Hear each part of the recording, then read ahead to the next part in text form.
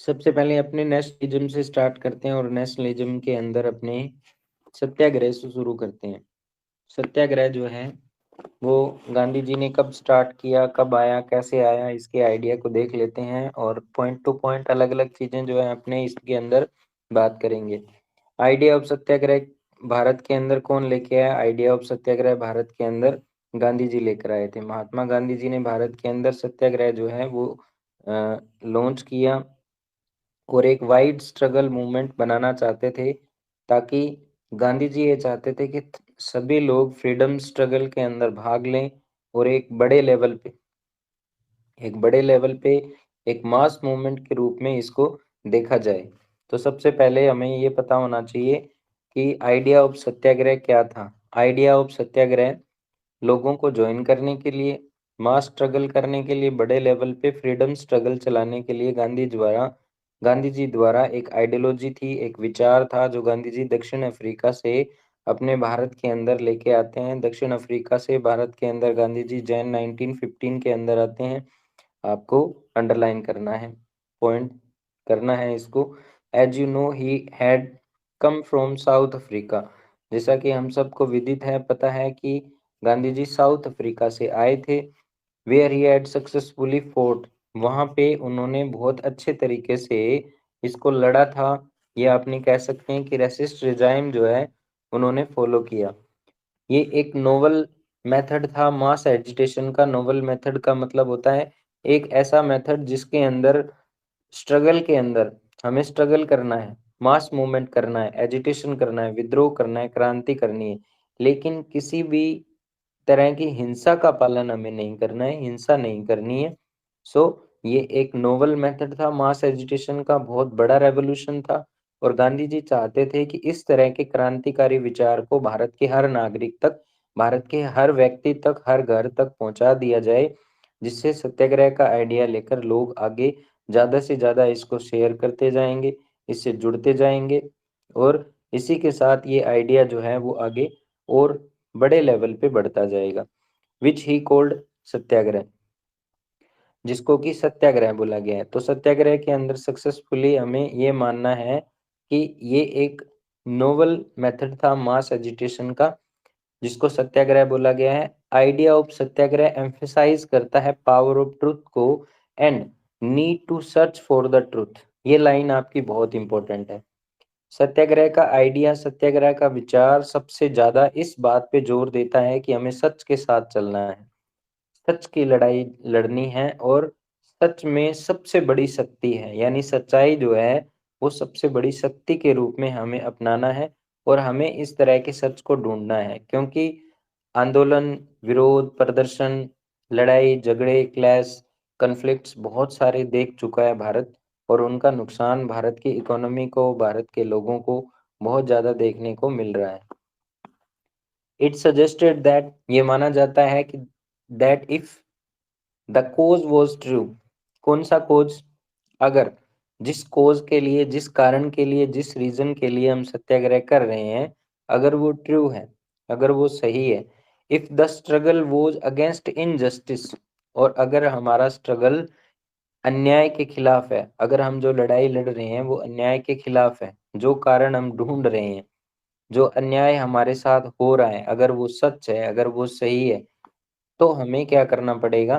सत्याग्रह करना पड़ेगा। सत्याग्रह में हमें फिजिकल फोर्स की बिल्कुल भी जरूरत नहीं पड़ेगी। ये अपने को पिन पॉइंट लाइन के रूप में देखनी है। Was necessary, not necessary to fight the oppressor. Oppressor कौन होता है? दबाने वाला। ओप्रेसर कौन होता है? जो हमारे ऊपर किसी तरह का प्रेशर डालता है, ब्रूटल रिप्रेशन करता है, निर्दयी तरीके से हमारे साथ मिसबिहेव करता है, हमारी इकोनॉमी को लूट रहा है, हमारी कल्चरल राइट्स खत्म हो गए हैं, हमारे पॉलिटिकल राइट्स नहीं है, भारत देश के लिए या लोगों के लिए आज़ादी बिल्कुल भी नहीं है। तो उन सभी चीज़ों को ऑपरेशन माना गया है, और ये जो कर रहा है, कौन कर रहा है? अंग्रेज कर रहे हैं, या अपने कह सकते हैं कि ब्रिटिशर्स कर रहे हैं, ईस्ट इंडिया कंपनी कर रही है, हमारे ऊपर रूल कर रही है, इनको ऑपरेशन बोला गया है। विदाउट सीकिंग रिवेंज या वेनेजेंस और बीइंग एग्रेसिव, ना तो हमें बदले की भावना रखनी है और ना हमें एग्रेसिव होना है। एग्रेसिव मतलब हमें अनन फानन में कोई लड़ाई नहीं लड़नी है। हमें कोई इस तरह का झगड़ा क्लैश फाइट नहीं करनी है जिससे हमारे भारत को और नुकसान हो, हमारे लोगों को नुकसान हो, या हम कह सकते हैं कि जिसके अंदर किसी तरह का इन्फिल्ट्रेशन हो, कैजुअलिटी हो, लोगों को जेल में डाला जाए। गांधी जी बिल्कुल भी ऐसा नहीं चाहते थे।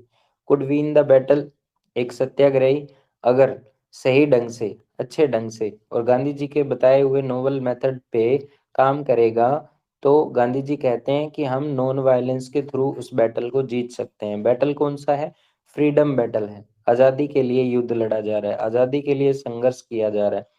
This could be done by appealing to the conscious of the oppressor. और हमें अपील करना है ना, हमें अपील करना है, हमें जोर देना है इस बात पे कि हम अंग्रेजों को समझा सकें। लेकिन यहाँ समझाने की जो बात की गई है वो लड़ाई झगड़े हिंसा विरोध प्रदर्शन के द्वारा नहीं करनी है।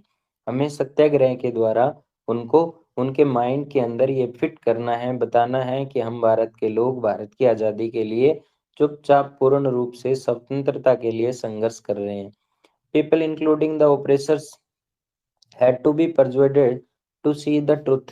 और लोग, और उसमें वो भी लोग जो हमारे ऊपर ऑपरेशन करते हैं या ऑपरेसर के रूप में है, यानी अंग्रेज, ईस्ट इंडिया कंपनी, सभी लोगों को ये बताया गया है, परजुएड किया गया है कि आप लोग देखें सच क्या है ना। आप हमारे ऊपर धक्के से रूल कर रहे हैं, राज कर रहे हैं, आप हमें बहुत सारी तकलीफ दे दे रहे हैं, दुख दे रहे हैं। हमारे भारत की आज़ादी नहीं है, भारत के लोगों को आज़ादी नहीं है, बोलने का अधिकार नहीं है, घूमने का अधिकार नहीं है, ट्रेडिंग राइट्स नहीं है। हमें किसी तरह की कोई भी सिचुएशन जो है वो अच्छे तरीके से नहीं मिल रही है।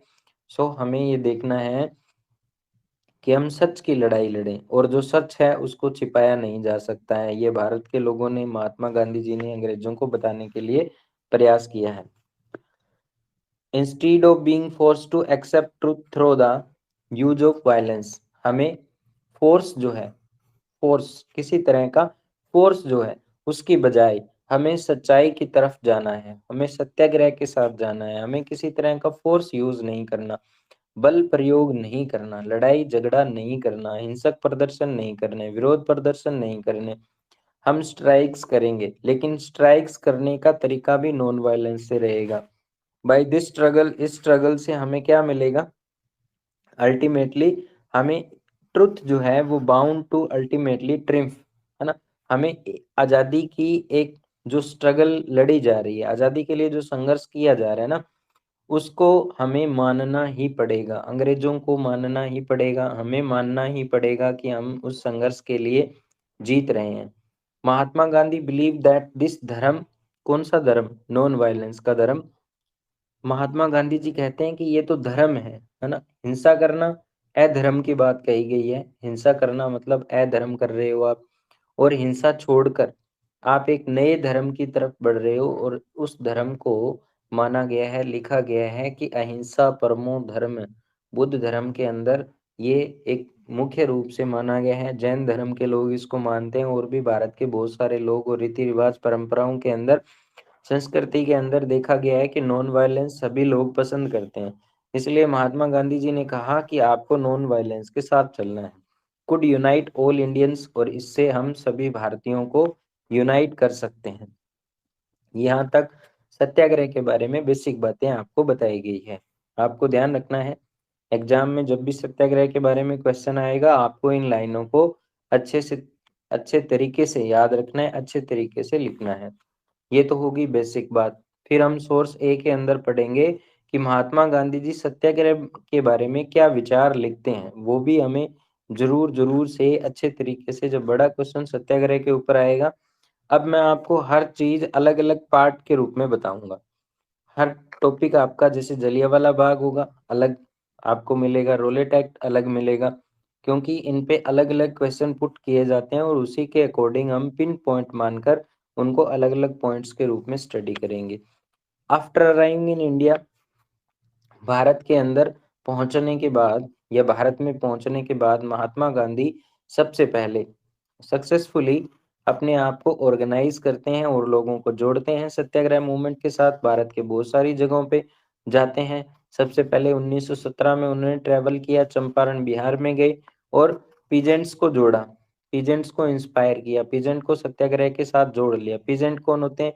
जो किसी दूसरे की जमीन को ठेके पर लेकर, किराए पर लेकर टेनेंट के रूप में, काश्तकार के रूप में काम करते हैं, या हिस्से पे जमीन के अंदर वो अपना फसल उगाते हैं, उनको पीजेंट्स बोलते हैं। Struggle against the oppressive plantation system, क्योंकि वहां पे इंडिगो प्लांटेशन चल रहा था और दूसरे कई और तरह की फसलें जो है वो प्लांटेशन में, जैसे शुगर केन वगैरह आते हैं, तो वहां पे उनके ऊपर बहुत सारे टैक्सेस थे और उनको मजबूर किया जाता था कि आपको यही फसल लगानी है। इसीलिए उनके ऊपर बहुत सारे ऑपरेशंस जो हैं वो चल रहे थे, इसीलिए उनका ऑपरेसर उनसे बहुत ज्यादा टैक्स ले रहा था। और इस तरह की टैक्स पॉलिसीज की वजह से किसानों का, पीजेंट्स का एक्सप्लॉयटेशन हो रहा था। एक्सप्लॉयटेशन इतना बढ़ गया था कि उनको काम करने के बदले में कुछ भी नहीं मिल रहा था, यानी उनके खेत भी जा रहे हैं और जो वो कमा रहे हैं वो भी जा रहे हैं। उनकी आजीविका चलाना, लाइवलीहुड्स या उनके डेली नीड्स पूरी करना या बेसिक नीड्स पूरी करना, उनकी डिमांड्स फुलफिल करना या उनके परिवार का लालन पालन, भरण पोषण, पेट, सब जो है वो पूरा नहीं हो पा रहा था ना, पेट भी पूरा भरा नहीं जा रहा था, यानी खाने को कुछ नहीं मिल रहा था। इन सभी प्रकार की कंडीशन जो है उनको देखते हुए, क्योंकि ये बहुत ही सीवियर कंडीशन थी, इसीलिए पीजेंट जो है वो बहुत ज्यादा परेशान थे। इसीलिए उन्होंने सत्याग्रह को ज्वाइन किया और वो महात्मा गांधी जी को सपोर्ट करते हैं। देन इन 1917 ही ऑर्गेनाइज सत्याग्रह, वापिस से उन्होंने सत्याग्रह को जो है वो ऑर्गेनाइज किया, वापिस से सत्याग्रह को, सत्याग्रह के आइडिया को आगे बढ़ाने के लिए ट्रैवल किया और वो खेड़ा डिस्ट्रिक्ट में गए। खेड़ा डिस्ट्रिक्ट कहाँ पड़ता है? गुजरात के अंदर पड़ता है। आपको मैप के अंदर लोकेशन चंपारण, खेड़ा और अहमदाबाद और इस तरह के दो तीन और पिन पॉइंट प्लेसेस जो हैं गुजरात के और बिहार के, महात्मा गांधी जी से रिलेटेड इंडिया के मैप में फिल करने हैं। अफेक्टेड बाय क्रॉप फेल्योर, वहां के लोग जो हैं वो क्यों परेशान थे? क्योंकि उनकी फसलें बर्बाद हो चुकी थी। और दूसरा ये था कि वहां पे प्लेग एपिडेमिक आ गया था, प्लेग नाम की महामारी आ गई थी। एपिडेमिक होता है महामारी, ऐसी बीमारी जिसको कंट्रोल नहीं किया जा सकता और ऐसी बीमारी जो बहुत बड़े लेवल पे फैल जाए, या हम कह सकते हैं कि बहुत बड़े स्तर पर भयानक स्थिति पैदा कर दे, जैसे कोविड-19 ने सिचुएशन जो है वो बहुत खराब कर दी थी। इसी तरीके से the peasant of Kheda could not pay the revenue, है ना, क्योंकि उनके पास कुछ बचा ही नहीं था, इसीलिए वो अपना रेवेन्यू जो है वो पे नहीं कर सकते थे। And were demanding that revenue collection B relaxed, और वो डिमांड कर रहे थे, गांधी जी को बता रहे थे कि गांधी जी के साथ ऑर्गेनाइज होने का सबसे बड़ा कारण क्या है? क्योंकि वो परेशान है, बहुत ज्यादा परेशान है, उनको फ्रीडम से, स्ट्रगल से, सत्याग्रह से कोई लेना देना नहीं है। क्यों लेना देना नहीं है? क्योंकि वो आजादी को एक लंबे रूट के रूप में देखते हैं। वो कहते हैं कि आजादी मिलेगी कि नहीं मिलेगी, कब मिलेगी, कैसे मिलेगी, हमें नहीं पता, लेकिन हमें आजादी चाहिए कि हमारी टैक्स कम करो, हमारा जो हम काम कर रहे हैं उसके बदले में जो बनता है वो सही करो, हमारी टैक्स पॉलिसी जो है उसके अंदर रिबेट करो या रिलैक्सेशन करो। रिलैक्सेशन का मतलब भी छूट होता है और रिबेट का मतलब भी छूट होता है। In 1918 Mahatma Gandhi went to Ahmedabad, Mahatma Gandhi Ahmedabad जाते हैं to organise satyagraha movement, organise करते हैं सत्याग्रह मूवमेंट को। फिर से आपको ध्यान रखना है यहाँ पे 1916 का जिक्र नहीं किया गया है, सो अपने को बुक के अकॉर्डिंग 1917 और 1918 ही मान के चलना है। 1918 के अंदर महात्मा गांधी अहमदाबाद जाते हैं सत्याग्रह को एक बड़े लेवल पे फिर से पॉपुलराइज करने के लिए, मास एजिटेशन करने के लिए, लोगों को जोड़ने के लिए कॉटन मिल वर्कर से जुड़ते हैं, कॉटन मिल वर्कर्स की बात सुनते हैं, है ना, क्योंकि अहमदाबाद के कॉटन मिल वर्कर जो हैं उनको भी कुछ समस्याओं का सामना करना पड़ रहा था, उनके लाइफ में भी बहुत सारी प्रॉब्लम्स थी, उनको पैसा नहीं मिल रहा था वगैरह वगैरह, बहुत सारी प्रॉब्लम्स हो सकती है, इसीलिए उन्होंने भी महात्मा गांधी जी को सपोर्ट किया और उन्होंने सत्याग्रह को सपोर्ट किया। सो ये आपका हुआ आइडिया ऑफ सत्याग्रह। और भारत में किन किन जगह पे स्टार्टिंग रेंज के अंदर अगर अपने बात करें, शुरुआती दौर के अंदर सत्याग्रह जो है वो बिहार से लेके गुजरात तक के बड़े क्षेत्र को कवर कर लेता है। इतनी बात समझने के बाद में सोर्स ये आपका बहुत इंपॉर्टेंट हो जाता है, क्योंकि महात्मा गांधी के पर्सनल व्यूज हैं, कुछ बातें हैं जो हमें पता रहनी चाहिए कि महात्मा गांधी जी सत्याग्रह के बारे में क्या बोलते। इट इज सेड ऑफ, वो कहते हैं, उन्होंने कहा, passive resistance that it is the weapon of the weak, है ना। पेसिव रेजिस्टेंस होना एक ऐसा हथियार है जो कि कमजोर आदमी का काम है। यानी आपके साथ अगर किसी तरह का धक्का हो रहा है, आपके साथ किसी तरह का कोई ऑपरेशन हो रहा है, आपका ऑपरेसर आपको परेशान कर रहा है और आप पैसिव काम कर रहे हो। पैसिव का मतलब होता है निष्क्रिय हो जाते हो, आप चुपचाप हो जाते हो, आप उनकी बात को सहन कर रहे हो, आप कुछ भी काम नहीं कर रहे हो। तो ऐसी कंडीशन के अंदर पैसिव रेजिस्टेंस नहीं होना चाहिए। हमें क्या करना पड़ेगा, एक्टिव सपोर्ट मूवमेंट करना पड़ेगा, सभी लोगों को आगे आना पड़ेगा। सक्रिय नागरिक के रूप में, भारत के नागरिक के रूप में हमें चाहिए कि हम लोग जो हैं वो इसमें सपोर्ट करें।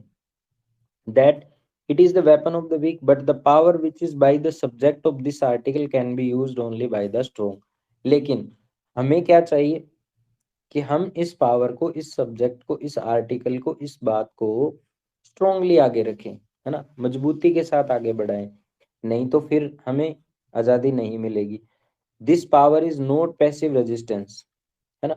इससे या ये शक्ति जो है, अगर हम स्ट्रोंग हो गए तो हमारी पावर, हमारी शक्ति जो है वो पैसिव नहीं रहेगी।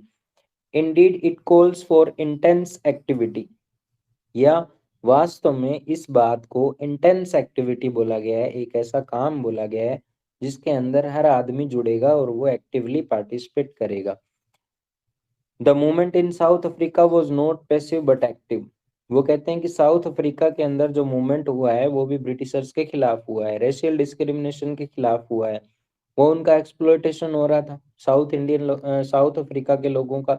गांधी जी वहाँ सपोर्ट करते हैं, सत्याग्रह को देखते हैं, इसीलिए गांधी जी अपने विचार रखते हैं कि भारत के अंदर भी यही सब कुछ होना चाहिए। फिर कहते हैं कि सत्याग्रह इज नॉट फिजिकल फोर्स, सत्याग्रह कोई फिजिकल फोर्स नहीं है।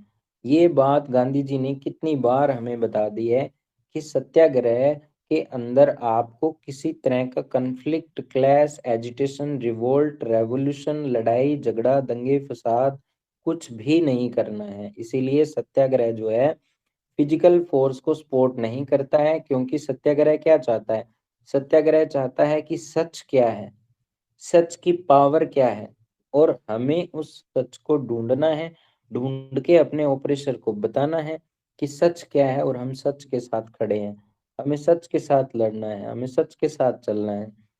ये सत्याग्रही, सत्याग्रही का मतलब होता है सत्याग्रह करने वाला व्यक्ति does not inflict pain on the adversary, he does not seek his destruction in the use of satyagraha, there is no ill will what ever.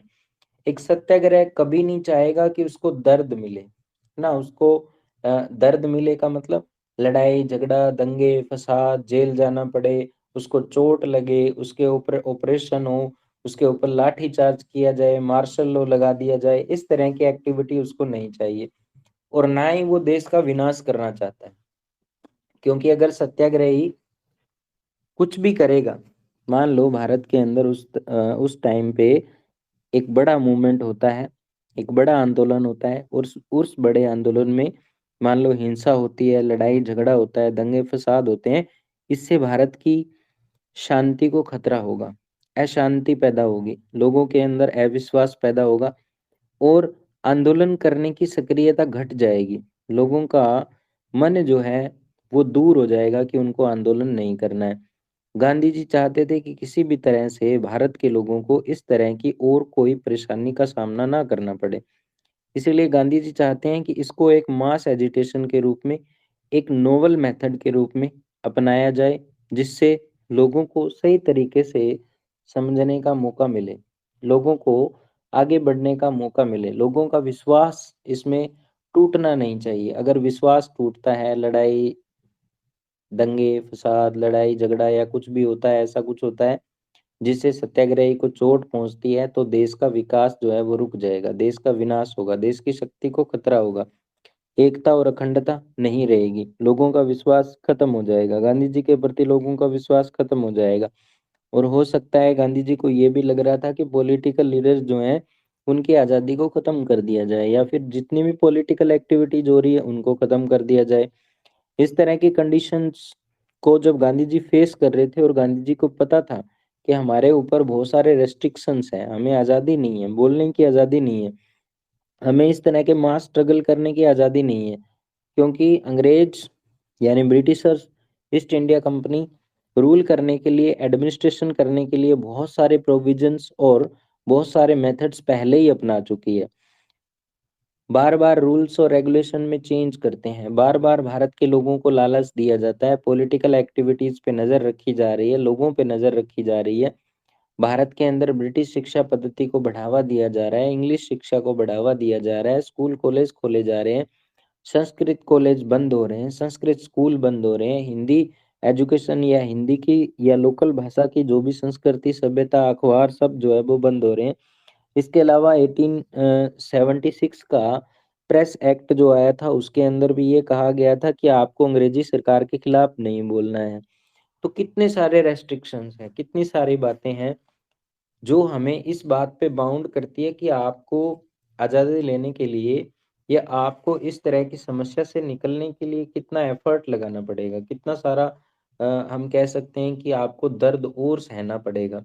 Gandhi ji चाहते हैं कि इस तरह का दर्द और ना मिले, भारत के लोगों को इस तरह की कोई एक्टिविटी और देखने को ना मिले, इसीलिए गांधी जी चाहते हैं कि एक सत्याग्रही जो है वो किसी तरह के पेन में, दर्द में, डिस्ट्रक्शन में, और सत्याग्रह इलविल नहीं है कोई किसी तरह की कि कुछ भी हो जाए, है ना? कुछ भी हो जाए, हमें कोई बुरा, हमें कोई विनाश वाली चीज, हमें कोई संकट वाली स्थिति पैदा नहीं करनी है जिससे हमारे जीवन के ऊपर पहले से बहुत सारे संकट हैं वो और ज्यादा बढ़ जाएं। इसीलिए गांधी जी चाहते हैं कि सब चीजें जो है वो शांतिपूर्ण होना चाहिए, सब चीजें अच्छे से होना चाहिए, भारत के लोगों का इसका जो है वो फायदा मिलना चाहिए। सत्याग्रह प्योर सोल फोर्स है। गांधी जी कह रहे हैं कि ये एक आत्मा से किया गया आंदोलन होगा। हर व्यक्ति इस आंदोलन को अपनी आत्मा से करेगा, आत्मा से सोचेगा, अपने मन से करेगा। इससे पवित्र आत्मा के साथ सोचना है, अच्छाई के साथ सोचना है।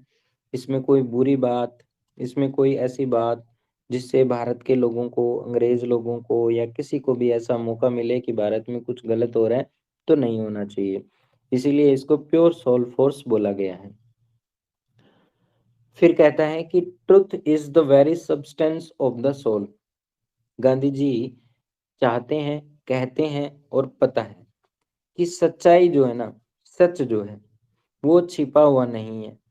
सच जो है वो एक सब्सटेंस है आत्मा का, आत्मा में विद्यमान रहने वाला एक पदार्थ है।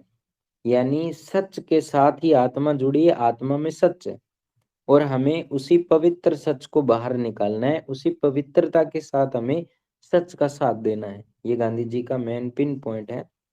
That's why the force is called satyagraha, इसीलिए इसको सत्याग्रह बोला गया है, सत्याग्रह कहा जाता है।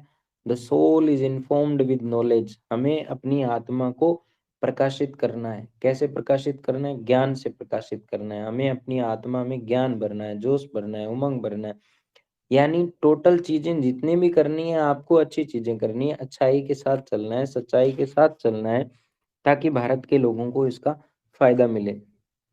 इन इट बर्न्स, हमें अपनी आत्मा के अंदर द फ्लेम ऑफ लव, एक ऐसी ज्योति जगानी है जिसमें प्यार भरा हो चारों तरफ जो है, वो हमें फ्लेम ऑफ लव चाहिए।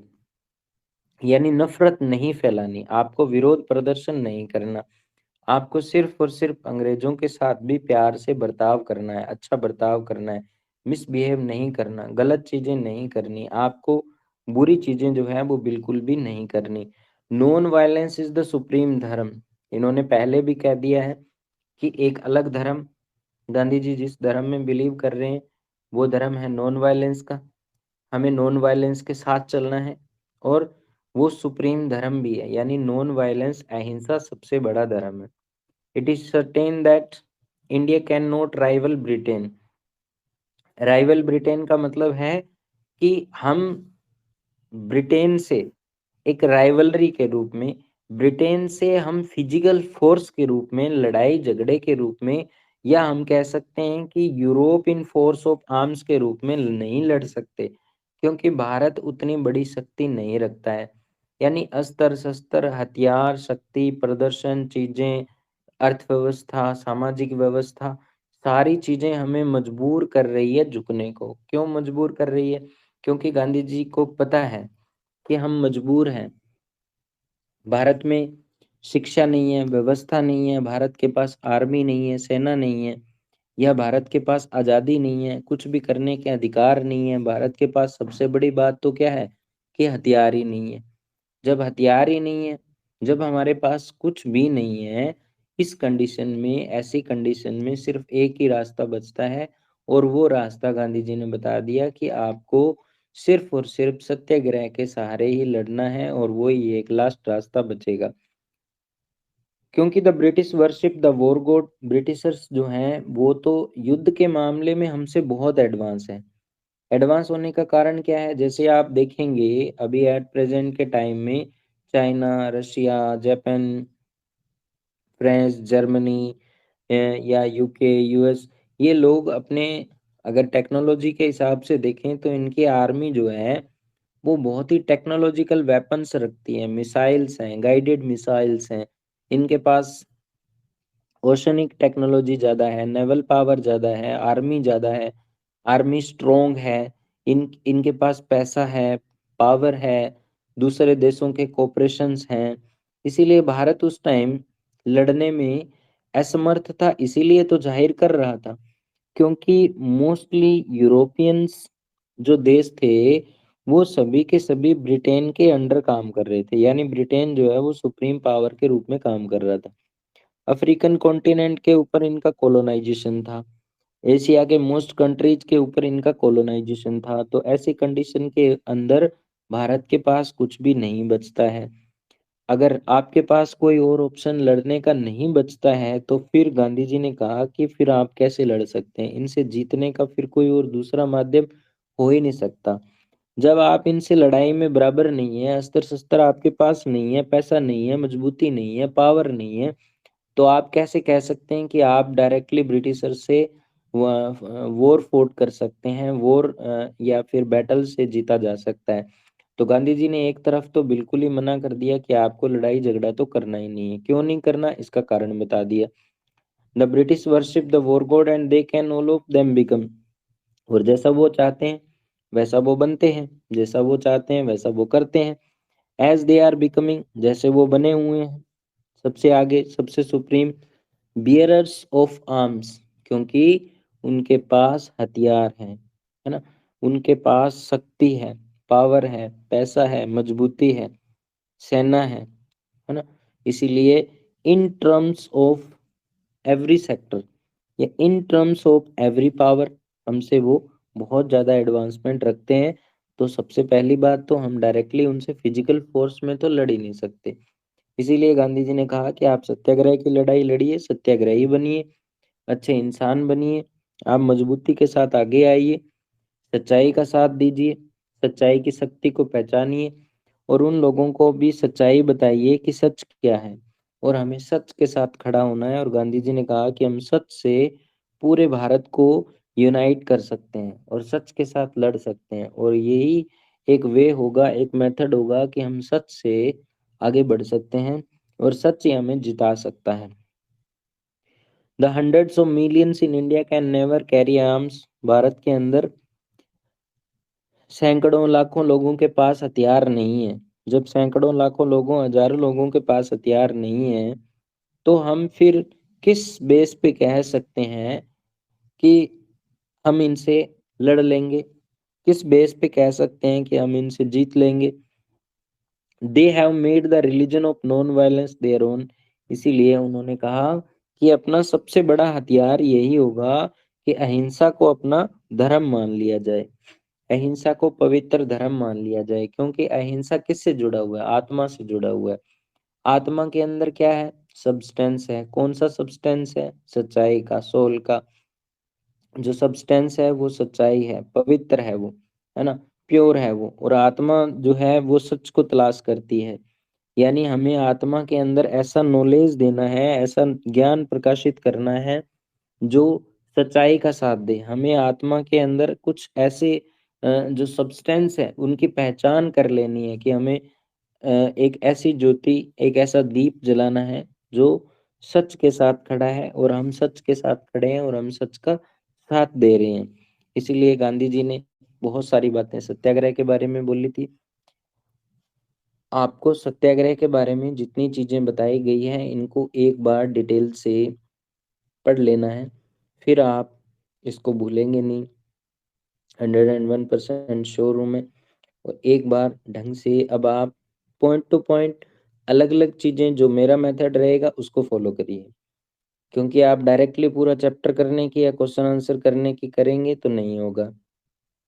पॉइंट टू पॉइंट अलग अलग टुकड़ों में जिस जिन जिन पोर्शन या पार्टीशन में मैं आपको करवा रहा हूँ, जिस जिस वे में, उसी वे में फॉलो करिए, फिर आपका ये चैप्टर जो है वो अच्छे से कंप्लीट हो जाएगा, कवर हो जाएगा। बहुत ही इम्पोर्टेंट, मोस्ट इम्पोर्टेंट चैप्टर है ये हमारे पूरे सिलेबस का। सबसे ज़्यादा मार्क्स, मैप और सबसे ज़्यादा इम्पोर्टेंट टर्म्स के रूप में हमें इसको देखना है। सो आज के लिए इतना ही। कल अपने रोलेटेक, जलियांवाला बाग और काफ़ी इम्पोर्टेंट 2-3 बातें और है जो पूरी क्लास के अंदर डिस्कस करेंगे। ये हमारा पहला पार्ट था। पहले पार्ट के अंदर हमने पूरा का पूरा सत्याग्रह कर लिया, सत्याग्रह मूवमेंट कर लिया। अब इस पे आपको थोड़ा सा ध्यान रखना है। 1917 और 1918 के अंदर सत्याग्रह ऑर्गेनाइज किया गया था गांधी जी के द्वारा। सत्याग्रह को Gandhi ji pure soul force बोलते हैं, पावर बोलते हैं, ट्रुथ बोलते हैं, नीड फॉर द ट्रुथ बोलते हैं, सर्च फॉर द ट्रुथ बोलते हैं। ऑपरेसर को सच बताना है। गांधी जी कहते हैं कि पैसिव रेजिस्टेंस को छोड़ दीजिए, एक्टिव होना पड़ेगा आपको। सत्याग्रह जो है वो फिजिकल फोर्स के साथ नहीं करना है, फिजिकल फोर्स की जगह आपको नॉन वायलेंस का यूज करना है, क्योंकि आप अंग्रेजों से, ब्रिटेन से लड़ाई लड़ नहीं सकते, क्योंकि आपके पास आर्म्स और एमुनेशंस नहीं है। ब्रिटिशर्स जो हैं वो वॉर गॉड की पूजा करते हैं, और आपको जो है वो दिख ही रहा है सामने की कंडीशन क्या है। इसीलिए आपको किसी तरह का डिस्ट्रिक्शन नहीं करना है, प्योर सोल फोर्स के साथ, ट्रुथ के साथ, और अपनी आत्मा के अंदर ज्ञान भरते चलिए, इन्फॉर्म करिए उसको, और फ्लेम ऑफ लव के साथ चलिए। तभी सत्याग्रह से हम खुद यूनाइट कर सकते हैं all the Indians. So today's class over. Good night, sweet dreams, take care. कल मिलते हैं नई क्लास के साथ और नए टॉपिक के साथ। थैंक्स।